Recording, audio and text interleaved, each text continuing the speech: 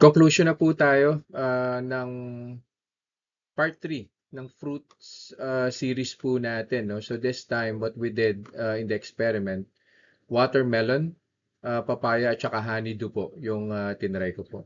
So nag-start po tayo with the watermelon. So si watermelon po, steady lang po yan. Kung makikita ninyo, no? 105, first hour 104, and then second hour 96. Si papaya, as expected, no, magkakaroon po talaga siya ng spike. 96 po yung baseline po natin dyan. First hour, umakyat po siya na 110. Although, minimal naman po siya.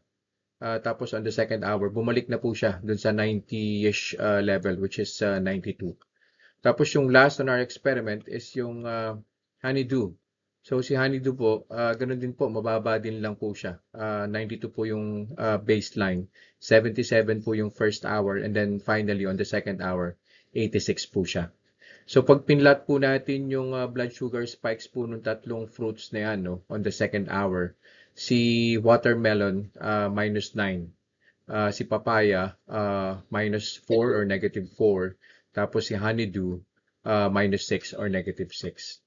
So I think what we need to take note of is yung eating in moderation, no? Especially if hindi nyo po talaga kayang pigilan yung sarili ninyo in terms of eating food na hindi na po pwede para sa mga diabetic persons.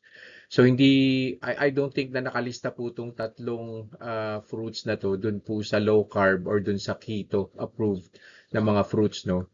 So tinry ko po siya, pero again, in moderation po siya, no? I think 100 to 120 grams po yung quantity or yung portion na kinain ko for the three said fruits.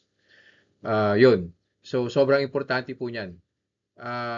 Yun lang po for this specific experiment, and then I'll see you guys in the next vlog. Bye.